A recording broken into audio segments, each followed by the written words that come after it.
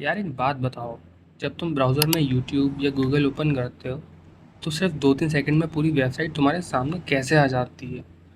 और वेबसाइट दुनिया की किसी भी कंट्री में होस्ट हो सकती है, लेकिन फिर भी तुम्हारे लैपटॉप या मोबाइल पे इंस्टेंटली कैसे लोड हो रही है। क्या ब्राउज़र डायरेक्टली वेबसाइट से बात करता है या बीच में कोई और भी सिस्टम होता है।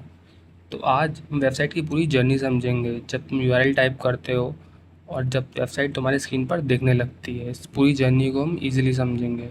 तो सबसे पहले समझते हैं कि वेबसाइट होती क्या है। सिंपल लैंग्वेज में समझें तो वेबसाइट फाइल्स का एक कलेक्शन होती है, जैसे HTML file, CSS file, JavaScript file, images, videos और डेटा। ये सब फाइल किसी स्पेशल कंप्यूटर पर स्टोर होती हैं। उस कंप्यूटर को हम कहते हैं सर्वर। और वेबसाइट ओपन करने के लिए मेनली 4 चीज़ें काम करती हैं: यूज़र, ब्राउज़र, इंटरनेट और सर्वर। तुम ब्राउज़र को रिक्वेस्ट देते हो, ब्राउज़र इंटरनेट के थ्रू सर्वर से बात करता है और सर्वर वेबसाइट फाइल्स भेज देता है और ब्राउज़र उन फाइल्स को स्क्रीन पर डिस्प्ले कर देता है। चलो इस पूरे प्रोसेस को अब स्टेप बाय स्टेप देखते हैं। मान लो तुमने ब्राउज़र में टाइप किया youtube.com। अब ब्राउज़र के सामने एक प्रॉब्लम है, उसे वेबसाइट का नाम पता है लेकिन वेबसाइट किस कंप्यूटर पर रखी है ये नहीं पता है। और इंटरनेट कंप्यूटर्स को नाम से नहीं, आईपी एड्रेस से आइडेंटिफाई करते हैं। तो ब्राउज़र सबसे पहले डीएनएस के पास जाएगा। अब सवाल आता है डीएनएस क्या होता है। तो डीएनएस को इंटरनेट की कॉन्टैक्ट लिस्ट समझो। इसे सब पता है कि कौन सी वेबसाइट कहाँ मिलेगी। और जब ब्राउज़र को आईपी मिल जाता है तो ब्राउज़र सर्वर को रिक्वेस्ट भेजता है। रिक्वेस्ट मतलब भाई मुझे यूट्यूब का होम पेज चाहिए। सर्वर रिक्वेस्ट को रिसीव करता है और रिस्पॉन्स में भेज देता है क्या, एचटीएमएल, सीएसएस, जावास्क्रिप्ट, इमेजेस और रिक्वायर्ड डेटा। ब्राउज़र ये फाइल रिसीव करता है और वेबसाइट बनाना स्टार्ट कर देता है। और वेबसाइट बनाने में मेनली 3 हीरो होते हैं: एचटीएमएल, सीएसएस और जावास्क्रिप्ट। एचटीएमएल वेबसाइट का स्केलेटन होता है, ये बताता है कि हेडिंग कहाँ होगी, बटन कहाँ होगा, इमेज कहाँ होगी।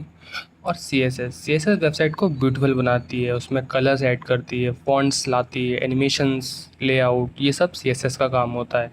और जावास्क्रिप्ट वेबसाइट को इंटेलिजेंट बनाता है। लाइक बटन क्लिक करने पर क्या होगा, फॉर्म सबमिट करने पर क्या होगा, डार्क मोड, सर्च फीचर्स, ये सब जावास्क्रिप्ट हैंडल करता है। और अब बात करते हैं मॉडर्न वेबसाइट्स की। तो मॉडर्न वेबसाइट सिर्फ फाइल्स नहीं होती हैं, उनके पीछे बैकएंड और डेटाबेस भी होता है। For example Instagram, Amazon, Netflix, YouTube. जब तुम लॉगिन करते हो या वीडियो सर्च कर रहे होते हो तो ब्राउज़र बैकएंड सर्वर को रिक्वेस्ट भेजता है। बैकएंड डेटाबेस से डेटा निकालता है और ब्राउज़र को भेज देता है। इसलिए हर यूज़र को डिफरेंट कंटेंट दिखाई देता है। तो दोस्तों, जब भी तुम कोई वेबसाइट ओपन करते हो ये पूरा प्रोसेस होता है।